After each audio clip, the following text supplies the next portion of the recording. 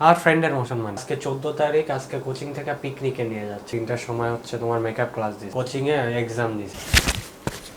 কিরে, শুক্রবারের দিন তুই এত সকালে রেডি টেডি হয়ে কই যাস? ও আম্মু, তোমারে তো বলাই হয় না, আজকে 14 তারিখ, আজকে কোচিং থেকে পিকনিকে নিয়ে যাচ্ছে। যের আগের দিন দেখলাম না, ফুল আর চকলেট আনছিলাম বাসায়, ওটা হচ্ছে কোচিং এ ফার্স্ট হওয়ার জন্য পাইছিলাম। তুই আমার লাগে মজা লস। ভ্যালেন্টাইন ডের দিন তোরে কোচিং থেকে পিকনিকে নিয়ে যাইতাছে। চুপ করে বাসায় বয়া থাক, কোথাও যাইতে হবে না।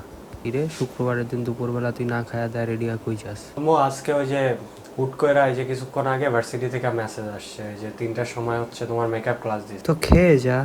খাওয়ার টাইম না, এখনই বাইরে হইতে হবে আমার। তুই নর্মাল দিনে ঠিকঠাক মতো ক্লাস করস না, বলো যে ক্লাসে লেট হইলে হবে, আগে খাইতে হবে, আর তুমি ভ্যালেন্টাইন ডের দিন মেকআপ ক্লাস মারাও, আবার বলো খাওয়ার টাইম নাই।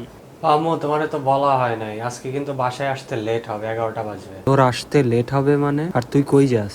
আরে আর বইলো না, কোচিং এ এক্সাম দিছে। এর আগে তো তোর কোচিং এ কখনো শুক্রবারে ক্লাসই দেয় নাই, পরীক্ষা তো দূরের কথা।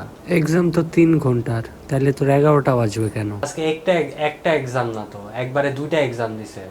4টাতে 7টা পর্যন্ত একটা, 7টাতে 10টা পর্যন্ত একটা। আর এক্সামের জন্য তোর তো আমি পড়তে দেখলাম না। আগে থেকেই সিলেবাস কভার করে রাখছিলাম, এই জন্য আর পড়া লাগেনি। আমার কোচিং এ যা পরীক্ষা দেওয়া লাগবে না, ভ্যালেন্টাইনের পরীক্ষা দেওয়া লাভ নাই।